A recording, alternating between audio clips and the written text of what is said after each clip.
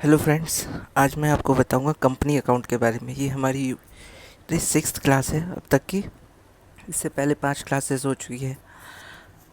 इस क्लास में मैं आपको पूरा डिटेल बताऊंगा कंपनी अकाउंट के बारे में, ताकि आपका कुछ भी डाउट ना रहे कंपनी अकाउंट से रिलेटेड, सारा का सारा क्लियर हो जाए। ठीक है। और जिसने भी मेरा चैनल अभी तक सब्सक्राइब नहीं किया है, उनसे रिक्वेस्ट है, प्लीज़ मेरे चैनल को सब्सक्राइब कीजिए और जितना हो सके शेयर कीजिए। आपके सारे डाउट कंपनी से रिलेटेड, भले ही आप कॉमर्स स्टूडेंट हो, नॉन कॉमर्स स्टूडेंट हो, यहाँ से क्लियर हो जाएगा। ठीक है। तो अब देखते हैं कंपनी क्या है। सबसे पहले डेफिनेशन से चालू करते हैं। ये प्रोफेसर हैने, ठीक है, इनका नाम प्रोफेसर H.L. हैने था। ठीक है। इनकी सबसे फेमस डेफिनेशन होती है, क्योंकि इस डेफिनेशन को अगर आप याद कर लेते हैं तो आपके 4 फीचर इसी से क्लियर हो जाते हैं। ठीक है।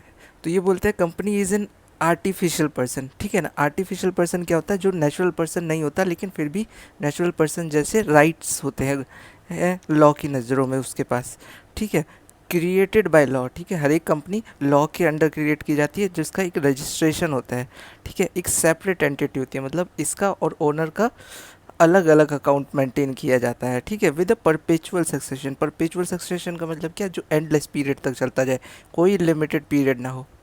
And a common seal. Common seal का मतलब क्या होता है? जो कंपनी के लीगल स्टैम्प होता है, जो कि as a signature of company क्या कहते हैं यूज़ किया जाता है। अब कंपनीज एक्ट में इसकी क्या डेफिनेशन है? ठीक है ना। कंपनीज एक्ट कहता है कि ना, कि कंपनी वो चीज़ क्या कहते हैं, वो ऑर्गेनाइजेशन होती है जो कि इनकॉर्पोरेट यानी कि रजिस्टर्ड हो किसी करंट एक्ट में या किसी एक प्रीवियस एक्ट में। ठीक है। अब फीचर्स देखते हैं। फीचर्स में क्या है? जैसे कि प्रोफेसर H.L. हैने की डेफिनेशन में था, वहीं से आपको सारी की सारी फीचर्स क्लियर हो जाएंगे। पहला है, company is a separate legal entity. ठीक है। कंपनी ओनर से अलग एक एंटिटी होती है, इसका अस्तित्व अलग होता है। ठीक है। अगर क्या कहते हैं, कंपनी को 10 लाख का प्रॉफिट हुआ है, तो आप ये नहीं कह सकते कि उसके मालिक को 10 लाख का प्रॉफिट हुआ है, क्योंकि कंपनी एक व्यक्ति से नहीं बनती। हाँ, 2013 के अमेंडमेंट के हिसाब से वन मैन कंपनी बन गई है। ठीक है। लेकिन फिर भी उसका प्रॉफिट और कंपनी का प्रॉफिट अलग अलग होगा। क्यों? क्योंकि उसको जो प्रॉफिट मिलता है वो उसके कैपिटल इन्वेस्टमेंट पे मिलता है, लेकिन उसमें क्रेडिटर्स का भी हिस्सा होता है, उसमें एम्प्लॉयज़ का भी हिस्सा होता है। तो कभी भी कंपनी का प्रॉफिट ओनर के प्रॉफिट के इक्वल नहीं होता। अब आता है परपेचुअल सक्सेशन। ठीक है। एक टेनिसन नाम के व्यक्ति थे, उन्होंने बोला था कि शेयर होल्डर्स मे कम, शेयर होल्डर्स मे गो, कंपनी गोज फॉरएवर। ठीक है। तो परपेचुअल सक्सेशन में यही होता है कि ना, कि शेयर होल्डर आता है, मरता है, छोड़ के जाता है, लेकिन कंपनी चलती रहती है इनडेफिनाइट पीरियड तक। अब आता है लिमिटेड लाइबिलिटी। आपने देखा होगा कि हर एक कंपनी के नाम के साथ लिमिटेड या प्राइवेट लिमिटेड लिखा होता है। वो इसलिए लिखा होता है क्योंकि वो शो करता है कि कंपनी के प्रति उसकी लिमिटेड लाइबिलिटी है। वो कंपनी के लिए वहीं तक जिम्मेदार है जितना उसने कैपिटल इन्वेस्ट करा है उसमें। ठीक है। उससे ज़्यादा अगर क्या कहते हैं लॉस होता है, तो वो कभी भी अपनी पर्सनल प्रॉपर्टी बेच के नहीं देगा।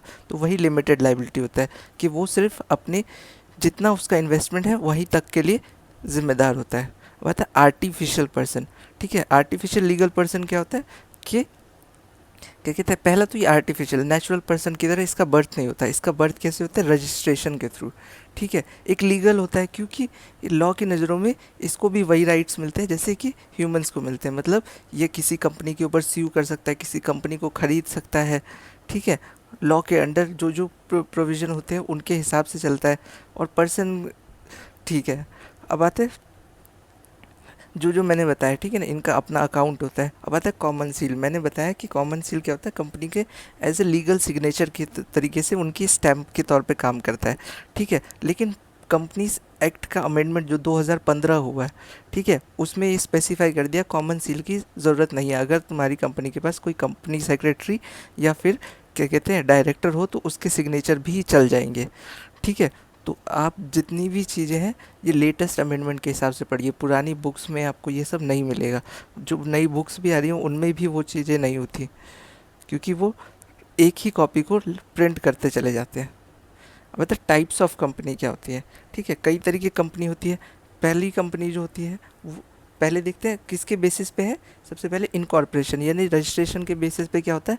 Statutory company. ठीक है ना। स्टैट्यूटरी कंपनी क्या होती है? जो कि पार्लियामेंट में किसी ना किसी एक्ट को पास करके वो क्रिएट किया जाता है। ठीक है। जैसे कि रिजर्व बैंक ऑफ इंडिया हो गया, ठीक है। फिर आता है रजिस्टर्ड कंपनी, ठीक है। रजिस्टर्ड कंपनी क्या होता है कि जो भी क्या कहते हैं करंट करंट एक्ट के थ्रू या प्रीवियस किसी एक्ट के थ्रू क्या कहते हैं इनकॉर्पोरेट या रजिस्टर्ड हुई हो। अब देखते हैं types of company on the basis of liability, ठीक है, मतलब उसकी जिम्मेदारी कैसी है कंपनी के थ्रू। अब आता है कंपनीज लिमिटेड बाय शेयर, मतलब कि जितने शेयर होल्डर्स के पास हैं उतने तक के लिए वो जिम्मेदार है, ठीक है। नेक्स्ट क्या है कंपनीज लिमिटेड बाय गारंटी, ठीक है। इसमें क्या होता है कि शेयर होल्डर जब भी शेयर खरीदता है उस समय पे उसको एक फिक्स्ड अमाउंट बता दिया जाता है कि ठीक है ना, कि वो उतने ही अमाउंट तक के लिए जिम्मेदार रहेगा। अगर कंपनी को लॉस होता है तो वो सिर्फ उतना ही अमाउंट पे करेगा। अब आता है क्या कहते हैं, अब आता है लिमिटेड बाय शेयर, ठीक है। लिमिटेड बाय शेयर दो बार हो गया, ठीक है, तो वो सेम ही है। अब आता है types on the basis of ownership, मतलब कि उसका मालिक कैसा है। आता है प्राइवेट कंपनी। प्राइवेट कंपनी की क्या खासियत होती है कि उनके शेयर्स जो होते हैं नॉन ट्रांसफरेबल होते हैं और वो पब्लिक के लिए इशू नहीं किए जाते। जैसे ही कोई शेयर पब्लिक के लिए इशू करा जाता है वो पब्लिक कंपनी बन जाता है प्राइवेट कंपनी से हटकर, ठीक है। और उसके शेयर ट्रांसफरेबल नहीं होते, ठीक है। ये सेक्शन 268 कंपनीज एक्ट 2013 में बताया गया है। मतलब पब्लिक कंपनी, ठीक है। पब्लिक कंपनी क्या होती है, एक्ट के अंडर ये डेफिनेशन है कि जो भी कंपनी प्राइवेट कंपनी नहीं है वो पब्लिक कंपनी है। मतलब कि क्या कहते हैं वो अपने शेयर इशू करती है। मैंने जैसे ही बताया कि जैसे ही एक प्राइवेट कंपनी अपने शेयर इशू करती है वो पब्लिक कंपनी बन जाती है, ठीक है। उसमें minimum paid up capital 5 lakh rupees होती है, 7 व्यक्ति कम से कम होने चाहिए उसमें, ठीक है। मतलब गवर्नमेंट कंपनी, जिस भी कंपनी में 50% से ज़्यादा शेयर ओनरशिप गवर्नमेंट की हो उसे गवर्नमेंट कंपनी बोला जाता है, ठीक है।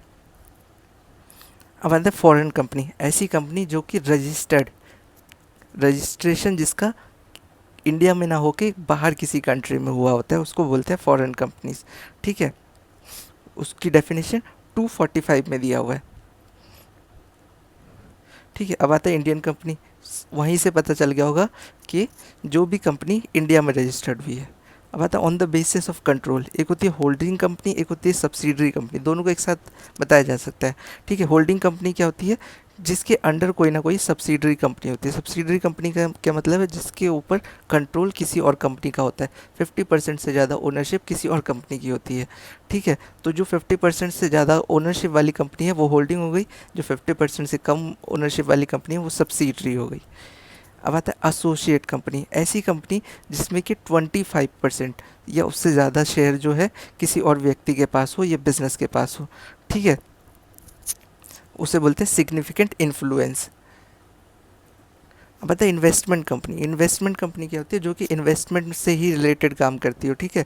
उसका काम कुछ परचेज सेल करना नहीं होता, वो शेयर्स में पैसे लगाती है एक कंपनी में और उसको ही परचेज सेल कर देती है और उसके शेयर के मार्केट वैल्यू बढ़ने से उस पर अर्न करता है। फिर आता है प्रोड्यूसर कंपनी, ठीक है ना। प्रोड्यूसर कंपनी क्या कहते हैं, जनरली कोई क्या कहते हैं नॉर्मल कंपनी नहीं होती, बहुत रेयर रेयर पाई जाती है, ठीक है। इसमें इसमें क्या होता है कि क्या कहते हैं किसी लीगल एक्ट के थ्रू ये बनाई जाती है और क्या कहते हैं किसी स्पेशल इनेक्टमेंट के साथ ये बनाई जाती है, ठीक है। कोई सेक्शन पास किया जाता है उसके थ्रू कर बनाई जाती है। फिर आता है डोरमेंट कंपनी। डोरमेंट कंपनी क्या होगी, एक ऐसी कंपनी जो कि नॉर्मल कंपनी नहीं होती, ना वो अकाउंट मेंटेन करती है 2 साल तक, ठीक है, और ना ही उनका कोई लीगल बिजनेस चल रहा होता है, ठीक है, ना ही वो रिटर्न फाइल करते हैं। ऐसी कंपनी की जो कि ऑलमोस्ट क्लोज हो चुकी है। अब आता है 1% कंपनी, ये 2013 का अमेंडमेंट है और क्या कहते हैं इसको इंट्रोड्यूस किया गया है। इससे पहले कम से कम दो व्यक्ति चाहिए होती थी किसी भी कंपनी के लिए, और वो भी प्राइवेट के लिए, 7 बंदे कम से कम पब्लिक कंपनी के लिए, ठीक है। तो 1% कंपनी क्या हो गया, एक व्यक्ति उस कंपनी को चला सकता है। अब आता है the share Capitals of company, ठीक है। शेयर कैपिटल कितने टाइप के शेयर्स होते हैं, सबसे पहला आता है रजिस्टर्ड, ऑथराइज्ड और nominal share capital. Registered capital क्या होता है, जब भी हम अपनी कंपनी को रजिस्ट्रेशन कराने जाते हैं वहाँ पे हमको ये डिस्क्राइब करना पड़ता है कि मैक्सिमम नंबर ऑफ़ शेयर्स हम कितने इशू करेंगे, ये अमाउंट ऑफ शेयर कितने तक के इशू करेंगे। ठीक है, उसकी लिमिट से हम ऊपर नहीं जा सकते। अगर हमने 10 लाख रुपए का रजिस्ट्रेशन कराया है तो 10 लाख तक की ही शेयर इशू कर सकते हैं। ठीक है, फिर आता है इशूड कैपिटल। इशूड कैपिटल क्या होता है? वो रजिस्टर्ड कैपिटल का ही पार्ट होता है जो कि हम जनरल पब्लिक के लिए इशू करते हैं। फिर आता है अनइशूड, जो रजिस्टर्ड कंपनी रजिस्टर्ड शेयर और इशूड शेयर का डिफरेंस होता है। जैसे कि आपने 10 लाख रुपए का रजिस्टर कराया, 6 लाख रुपए का इशू करा, यानी 4 लाख रुपए क्या हो गया? Unissued capital. अब आता है सब्सक्राइब कैपिटल, मतलब कितने कैपिटल पे लोगों ने अप्लाई करा है। मतलब 6 लाख आपने इशू करे पर लोगों ने 5 लाख के लिए अप्लाई करा है। ठीक है, फिर आता है कॉल्ड अप कैपिटल, मतलब जिसके ऊपर पैसा मांगा जाता है कंपनी। मान लिया कि 5 लाख पे लोगों ने अप्लाई करा पर कंपनी चाहती है कि 4 लाख ही इशू करे, तो वो जो 4 लाख पे पैसा मांगा जाएगा उसे कॉल्ड अप कैपिटल बोलते हैं। फिर आता है अनकॉल्ड अप कैपिटल, मतलब जो 1 लाख बच गया, 5 लाख में से 4 लाख पे पैसा मांगा गया, 1 लाख पे नहीं मांगा गया, वो अनकॉल्ड कैपिटल है। फिर आता है पेड अप कैपिटल, मतलब जितने पे शेयर्स पे लोगों ने पैसा पे किया है। फिर आता है रिजर्व कैपिटल और रिजर्व लाइबिलिटी। रिजर्व कैपिटल क्या होता है? वो कैपिटल जो कि कभी भी लाइफ टाइम में नहीं मांगा जाता। ठीक है, जब तक कि कंपनी वाइंड अप या लिक्विडेट ना हो रही हो तब तक उस कैपिटल को शेयर होल्डर से कभी नहीं मांगा जाता। मतलब फिक्स्ड कैपिटल, ठीक है, वो अमाउंट होता है जो कि कंपनी रिटेन करके रखती है। ठीक है,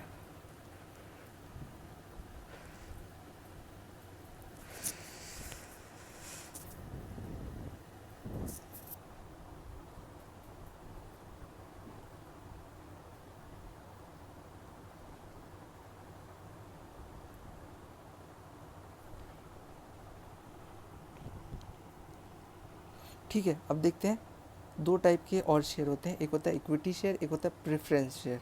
ठीक है, इक्विटी शेयर्स क्या होते हैं? वो शेयर होते हैं जो कि ओरिजिनल ओनर्स कहलाए जाते हैं कंपनी के। जब भी आप इक्विटी शेयर खरीदते हैं तो आप उतने परसेंट की ओनर कंपनी के असेट्स के मालिक हो जाते हैं। ठीक है, और प्रेफरेंस शेयर क्या होता है? प्रेफरेंस शेयर वो शेयर्स होते हैं जिनको कि दो प्रेफरेंशियल राइट मिलते हैं। मतलब कि इक्विटी शेयर से पहले उनको दो राइट्स मिलते हैं, जो कि है कि जब भी कंपनी लिक्विडेट होगी तो पहले पैसा, इक्विटी शेयर से पहले पैसा प्रेफरेंस शेयर वालों को दिया जाएगा। और जब भी प्रॉफिट होगा तो इक्विटी शेयर से पहले प्रेफरेंस शेयर को पैसा दिया जाएगा। ठीक है, अब क्या होता है? इक्विटी शेयर का कोई भी फिक्स्ड प्रॉफिट डिविडेंड अमाउंट नहीं होता कि इतना ही उनको मिलेगा, लेकिन प्रेफरेंस शेयर का अमाउंट फिक्स होता है कि उनको इतना ही मिलेगा। ठीक है, पार्टिसिपेशन, प्रेफरेंस शेयर के पास पार्टिसिपेशन राइट नहीं होते, वो एजीएम में पार्ट नहीं ले सकते, वोट नहीं कर सकते, लेकिन इक्विटी शेयर के पास होते हैं। अब आते हैं टाइप्स ऑफ प्रेफरेंस शेयर के कैसे होते हैं इंडिया में। पहला है कॉम्युलेटिव, मतलब कि अगर इस साल प्रॉफिट नहीं हुआ तो डिविडेंड नहीं दिया जाएगा, पर अगले साल अगर प्रॉफिट होगा तो उनको इस साल का भी प्रॉफिट जोड़ के दिया जाएगा। और नॉन कम्युलेटिव बिल्कुल इसका उल्टा होता है, अगर जिस साल प्रॉफिट होगा सिर्फ उसी साल पैसा मिलेगा। रिडीमेबल क्या होता है? उसमें एक फिक्स टाइम लिमिट फिक्स कर दी जाती है, उसके बाद प्रेफरेंस शेयर का जितना भी पैसा होता है उनको वापस कर दिया जाता है। नॉन रिडीमेबल, जो कि लाइफ, कोई भी लिमिटेड लाइफ नहीं होती उसकी कि रिडीम करना है इतने टाइम के बाद। पार्टिसिपेटिंग प्रेफरेंस शेयर क्या होता है? जो मैनेजमेंट में पार्ट लेते हैं, ठीक है, कंपनी के। और नॉन पार्टिसिपेटिंग जो नहीं लेते। कन्वर्टेबल प्रेफरेंस शेयर क्या होता है? जो कि लाइफ में कभी ना कभी इक्विटी शेयर में कन्वर्ट हो सकते हैं। ठीक है, इक्विटी शेयर कभी कन्वर्ट नहीं होते। नॉन कन्वर्टेबल मतलब जो कन्वर्ट नहीं हो सकते। अब आता है preference share with callable option. ये बहुत रेयर है और ये अभी अभी इंट्रोड्यूस हुआ है। इसका मतलब क्या है? ऐसे प्रेफरेंस शेयर जिसको बाय बैक कर सकती है कंपनी, मतलब जितने का बेचा है उतने पे या उससे कम पे उसको वापस खरीद ले प्रेफरेंस शेयर वालों से। एडजस्टेबल रेट प्रेफरेंस शेयर क्या होता है? इसमें जो डिविडेंड का अमाउंट होता है वैसे तो फिक्स होता है, लेकिन इसमें एडजस्ट किया जा सकता है इस स्पेशल कैटेगरी में। अब आते हैं कंपनी में जो रजिस्ट्रेशन के टाइम पे कुछ डॉक्यूमेंट्स हमको प्रेजेंट करने होते हैं, ये कंपनी से रिलेटेड कुछ डॉक्यूमेंट्स होते हैं, जैसे कि मेमोरेंडम ऑफ एसोसिएशन और एक आर्टिकल ऑफ एसोसिएशन होता है। मेमोरेंडम ऑफ एसोसिएशन क्या करता है? इसमें कंपनी के बारे में जनरल इन्फॉर्मेशन लिखी होती है। कंपनी का नाम क्या है, ऑथराइज कैपिटल कितनी होगी, कौन शेयर होल्डर्स होंगे, कितनी रजिस्टर्ड कैपिटल है उसकी, कहाँ पर वो सिचुएटेड है, कौन से रजिस्ट्रार ऑफिस से वो रजिस्टर्ड है, ये सब। आर्टिकल ऑफ एसोसिएशन में रूल्स एंड रेगुलेशंस लिखी होती है कंपनी को चलाने के लिए। तो मेमोरेंडम ऑफ एसोसिएशन कंपनी का रिलेशन फिक्स करता है आउटसाइडर्स के साथ, और articles of association internal members के लिए होता है। ठीक है, इसकी डेफिनेशन जो है कंपनीज एक्ट सेक्शन 256 में है और उसकी 25 में। टाइप्स ऑफ इंफॉर्मेशन क्या होती है, इसमें powers and objectives of company होती है कि क्यों कंपनी बनाई गई और क्या क्या क्या उनकी पावर्स है। और उसमें मैंने बताया कि आर्टिकल्स ऑफ इनकॉर्पोरेशन क्या होता है, इंटरनल लोगों के लिए होता है, मतलब इसमें रूल्स एंड रेगुलेशन डिफाइन की जाती है। अब आता है स्टेटस। ठीक है, it is a subordinate to Companies Act. ठीक है, मतलब कि इसे कंपनीज एक्ट में डिफाइन किया गया है और उस आर्टिकल ऑफ एसोसिएशन को भी डिफाइन किया गया, लेकिन ये कंपलसरी डॉक्यूमेंट है, वो कंपलसरी डॉक्यूमेंट नहीं है। ठीक है, article of association compulsory document नहीं है। अब रेट्रोस्पेक्टिव इफेक्ट। ठीक है,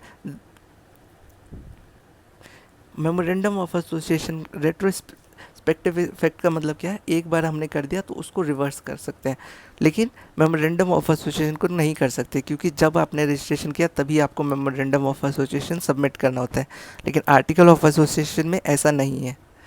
अब आता है major contents. Memorandum of content में 6 क्लॉजेज होते हैं। ठीक है, नेम क्लॉज, ठीक है, लोकेशन क्लॉज, ऐसे करके। और आर्टिकल ऑफ एसोसिएशन में ऐसा कुछ नहीं होता। ठीक है, ये अपने हिसाब से कंपनी बनाती है, क्योंकि ये इंटरनल रूल्स एंड रेगुलेशन को शो करता है। अब आता है ऑब्लिगेटरी। ठीक है, मेमोरेंडम ऑफ एसोसिएशन क्योंकि रजिस्ट्रेशन के टाइम पे एक रिक्वायर्ड और मैंडेटरी डॉक्यूमेंट है, तो ये चाहिए होता है, लेकिन आर्टिकल ऑफ एसोसिएशन में ऐसा नहीं है। ये सिर्फ पब्लिक कंपनी के लिए। ठीक है, पब्लिक कंपनी टेबल ए कंपनी से एक्ट में है, उसके थ्रू भी चला सकता है, आर्टिकल ऑफ एसोसिएशन की ज़रूरत नहीं है। ठीक है, ये कंपलसरी होता है फाइलिंग के टाइम पे, और आर्टिकल ऑफ एसोसिएशन नहीं होता। ठीक है, और अगर आपने कुछ भी कंपनी के मेमोरेंडम ऑफ एसोसिएशन से बाहर किया है तो वो वॉइड या इलीगल कहा जाएगा, लेकिन ऐसा आर्टिकल ऑफ एसोसिएशन के साथ नहीं है, क्योंकि ये कोई लीगल डॉक्यूमेंट नहीं है।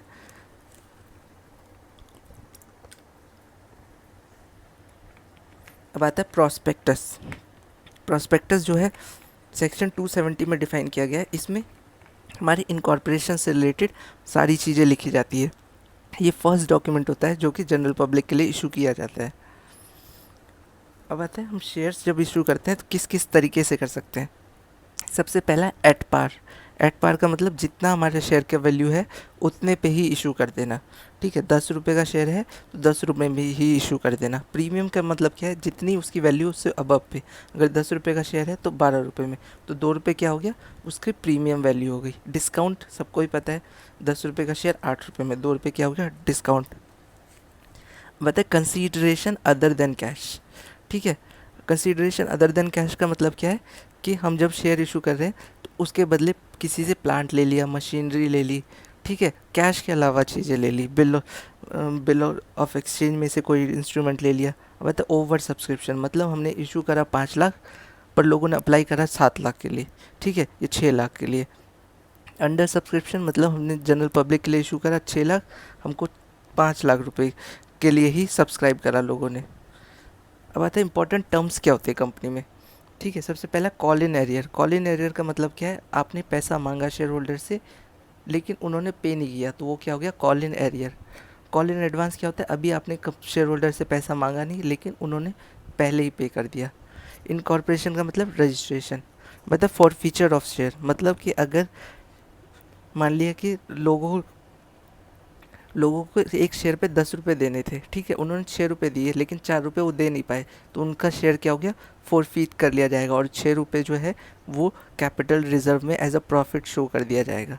फिर आता है डिविडेंड। डिविडेंड क्या होता है, part of the profit. Profit नहीं, पार्ट ऑफ द प्रॉफिट होता है। ठीक है, जो कि शेयर होल्डर्स को मिलता है। फिर आता है sweat equity share. Sweat equity share क्या होता है, ये एम्प्लॉयज़ को दिया जाता है। ठीक है, उनकी मेहनत के बदले में। स्वेट का मतलब जैसे पसीना होता है ऐसे ही। बोनस शेयर क्या होता है, जब कंपनी को बहुत अच्छा प्रॉफिट होता है तो वो अपने एम्प्लॉयज़ को, अपने एग्जीक्यूटिव्स को बोनस शेयर देते हैं। अब आता है ESOS। ठीक है ना, एम्प्लॉय स्टॉक ऑप्शन स्कीम। इसमें क्या होता है, एम्प्लॉयज़ को प्रेफरेंशियल राइट मिलते हैं कि आप जनरल पब्लिक से पहले शेयर खरीद सकते हैं। अब आता है एजीएम क्या होता है, annual general meeting of company. सारे बड़े बड़े डिसीजन बोर्ड ऑफ डायरेक्टर्स की जो फाइनल मीटिंग होती है ईयर एंड पे, उसमें लिए जाते हैं। पता है शेयर्स क्या होता है, शेयर्स क्या होता है, कंपनी की जितनी जितनी भी वैल्यू है कंपनी की, ठीक है, उसको छोटे छोटी वैल्यूज़ में डिवाइड कर दिया जाता है। मान लिया कि आपकी कंपनी की वैल्यू 100 रुपये है, ठीक है, उसको हम 10 शेयर में डिवाइड करना चाहते हैं, तो 100 को 10 से डिवाइड कर देंगे तो वो 10 10 रुपये क्या हो गया, शेयर हो गया, ठीक है।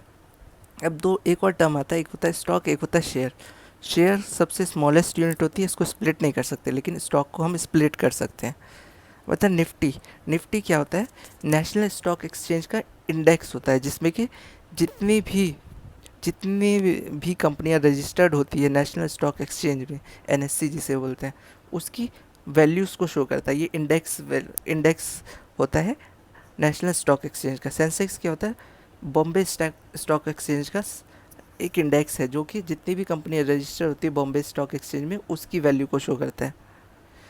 Thank you, please subscribe my channel and share as well. Thank you so much. ये 6 क्लास थी, आज से कल 7th क्लास, फिर 8th, ऐसे कर करके हम 15 to 16 क्लासेस में ख़त्म कर देंगे, और 5 से 7 क्लासेस में रिवीजन करेंगे, जिसमें हम न्यूमेरिकल्स भी डिस्कस करेंगे। Thank you so much.